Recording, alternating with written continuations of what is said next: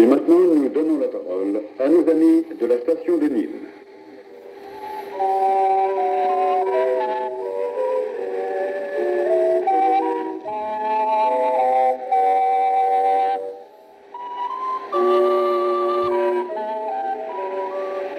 Nuit de Noël à la Bergerie, un conte lu par Françoise Delesty, collaboration technique Armand Bécamel.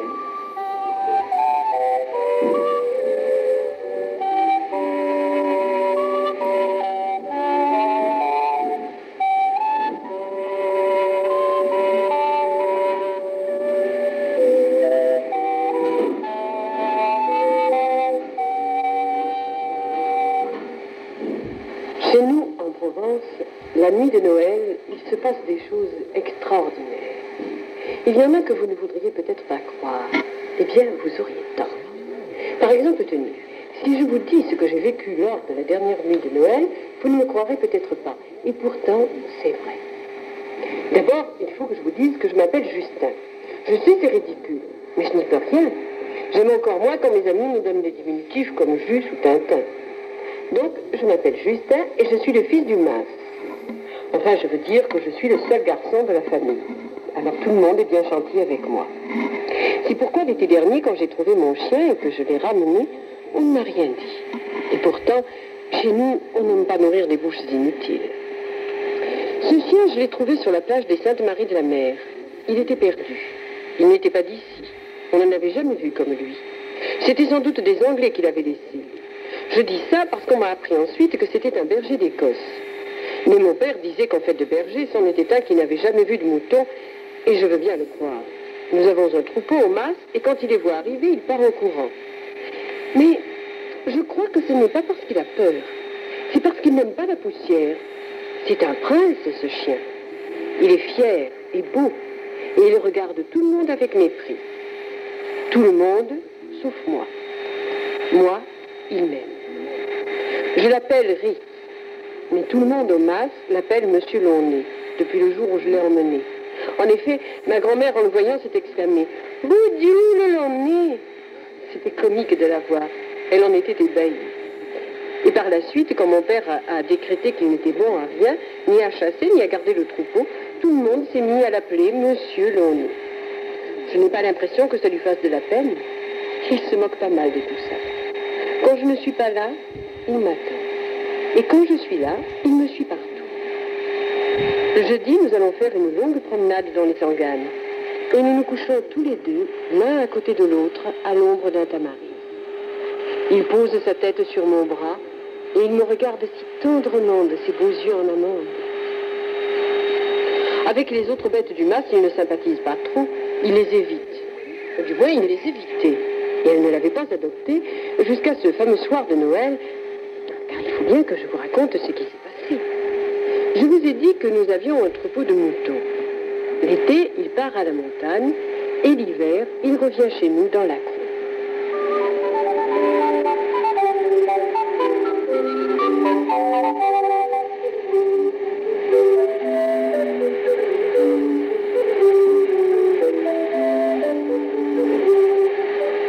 L'année dernière, donc, pour la nuit de Noël, toute la famille s'était réunie dans la grande salle du mas en attendant la messe de minuit. Moi, j'étais trop petit pour veiller, pour aller à la messe. Alors, on m'avait couché. Il faut dire que j'avais fait semblant de dormir parce que j'avais ma petite idée.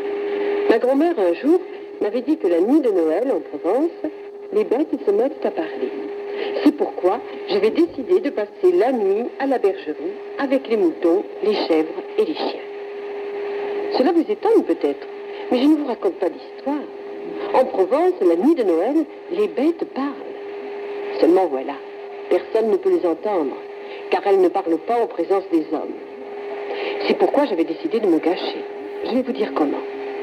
Au-dessus de la bergerie, il y a la fenière, la grange où l'on met le foin. Dans le plancher de la fenière, il y a une trappe et une échelle pour descendre à la bergerie. La veille de Noël, pendant que les bêtes étaient dehors, j'avais poussé la trappe. Quand la nuit fut bien avancée, je me suis levée, je me suis rhabillée, je suis passée par le couloir dans la fenière et je me suis allongée tout près de la trappe dans la paille. J'ai attendu longtemps. Je regardais, j'écoutais. Je n'entendais rien. Je ne voyais rien. Ou plutôt si, tout le monde dormait. Les moutons, les brebis, les chiens, et le mien aussi. J'étais fort déçue, et prête à m'endormir également, quand j'entendis sonner les 12 coups de minuit. Je vis alors tout ce petit monde s'ébrouer, se secouer. Et vous ne me croirez peut-être pas, j'entendis une voix aiguë dire « Joyeux Noël, joyeux Noël !» C'était une petite chèvre aux yeux malicieux, et qui gambadait tout en parlant. Je n'en croyais pas mes oreilles. Ainsi, ma grand-mère avait raison. Les bêtes parlent la nuit de Noël. Et je vous dirais même qu'elles ont l'air de se rattraper pour toute la nuit. Car aussitôt que la chèvre eut donné le signal, ce fut un beau vacarme. Tous parlaient en même temps. Je cherchais Rhys des yeux, et je vis qu'il ne disait rien. Il était toujours couché, la tête sur les pattes de devant. J'étais un peu déçue. Mon chien n'était pas comme les autres. Puis mon regard fut attiré par une brebis qui avait l'air de pleurer. À ce moment-là, Patatin, le plus vieux chien du troupeau, dit à Rhys, « Et toi, collègue, qui viens de si loin, tu ne parles pas la nuit de Noël ?» Et comme Rhys ne répondait pas, il s'adressa aux autres chiens. « Ou bien il ne comprend pas notre langue, ou bien il est trop fier pour parler avec nous. Qu'en dites-vous » J'étais de plus en plus vexée. J'avais envie de crier « Parle, Rhys, montre-leur que tu es aussi fort qu'eux. » Mais je ne pouvais pas. S'il m'avait vu, il se serait tu. Patatin reprit. « Monsieur Nonnet est peut-être trop fier pour parler avec nous, ou alors n'a-t-il rien à dire. Ce n'est pas étonnant. À traîner tout le jour sans rien faire, ça ne lui ouvre pas l'esprit. C'est bien dommage. J'aurais aimé qu'il nous parle de son pays, qu'il nous dise comment sont les moutons chez lui et les chiens. » Les moutons sont comme ici, et les chiens comme moi. Tout le monde se tut, stupéfait. C'était Rhys qui venait de parler ainsi d'une voix claire et posée. Les chiens ne parlent jamais chez moi, mais s'ils parlaient, ils s'occuperaient d'abord de choses sérieuses, avant de faire comme les hommes et de dire n'importe quoi. N'importe quoi, n'importe quoi. Que veux-tu dire? Nous ne parlons qu'une fois par an. Si on ne s'amuse pas un peu? On peut s'amuser, réplique Rhys, mais quand il n'y a plus d'affaires sérieuses entre eux. Eh bien, justement, dit Patatin, nous n'avons rien de sérieux à faire. Notre travail est fini jusqu'à demain. C'est la trêve de Noël. Notre travail est fini, mais pas bien fait, dit Rhys. Ce fut un formidable éclat de rire parmi toutes les bêtes. Regardez, le disent-elles, lui qui ne fait jamais rien et qui trouve à redire à ce que nous faisons. C'est un peu fort tout de même.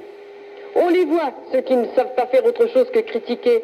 Et dis-moi un peu ce qui, à ton avis, ne va pas, toi qui es si extraordinaire, dit Patatin.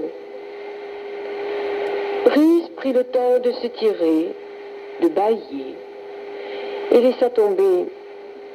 Demandez-le à la petite brebis qui est coincée derrière la porte. Elle a perdu son agneau cet après-midi dans les enganes. Depuis, elle pleure. Vous ne vous en êtes pas aperçu. De plus, comme il fait froid, très froid, demain, le petit agneau sera mort. Et vous appelez ça du travail bien fait?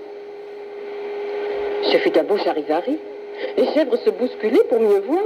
Les chiens étaient stupéfaits. Les brebis et les moutons interrogeaient la mère éplorée. J'étais très fière de mon chien.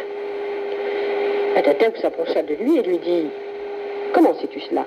Tu n'es pas venu avec nous. » « Je sais, dit Rhys, parce que tous les soirs, quand vous rentrez, je vérifie s'il ne manque personne à l'appel. Et puis, j'ai vu pleurer la petite brebis. » C'est un désastre, dit Patatin. C'est la première fois que nous perdons un agneau. Que faire maintenant? Nous sommes enfermés ici. Nous ne pouvons rien pour lui. Ne penses-tu pas qu'il se retrouvera tout seul? Cela m'étonnerait, dit Rhys. Cela dépend de l'endroit où vous étiez. Mais si vous voulez, je peux vous aider. Moi, on me laissera sortir. Si je vais gratter à la porte, mon petit maître m'entendra et il m'ouvrira. Et si tu m'expliques où il faut que je cherche, j'irai chercher ce petit. Ce qui fut dit fut fait. Sans bruit, je quittai ma cachette. Je regagnai ma chambre, de là le couloir, l'escalier, et j'allais ouvrir la porte avant que Rhys ait eu le temps de gratter. Il me regarda avec malice, comprit que j'étais au courant, et partit dans la nuit étoilée.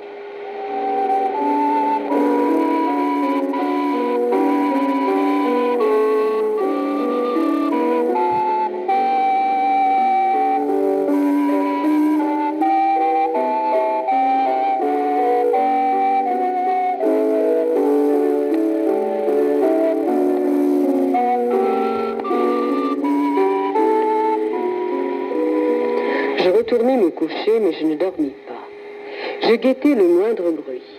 Mon chien allait-il trouver l'agneau? Allait-il le ramener bientôt?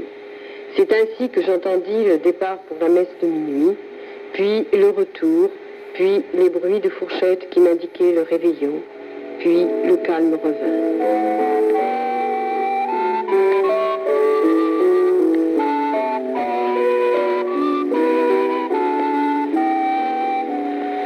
Le lendemain de bon matin, je m'éveillai, je descendis, je trouvai ma grand-mère devant la porte. Elle était seule et regardait avec stupéfaction Monsieur Launay, couché sous l'auvent, roulé en boule, réchauffant entre ses pattes le petit agneau qu'il avait retrouvé. Elle était émerveillée, criant au miracle, elle se mit en devoir de réveiller toute la maisonnée pour leur montrer ce spectacle attendrissant. Tout le monde voulait voir, voulait caresser le chien et le petit agneau. On les fit entrer dans la cuisine, près du bon feu. Et l'on donna à Monsieur Launay une bonne soupe bien chaude. Personne ne l'appelait plus Launay, d'ailleurs. On ne se moquait plus de lui, on le regardait avec admiration. Et ils étaient très fiers de lui. Les chiens de la ferme, comme les gens, lui firent des fêtes.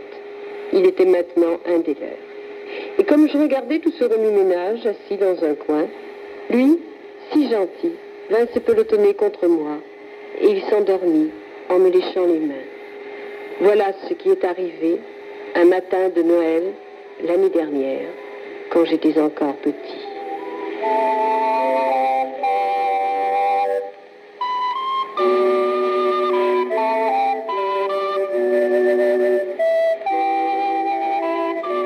Nuit de Noël à la Bergerie, un conte lu par Françoise Delesty, collaboration technique Armand Bécamel.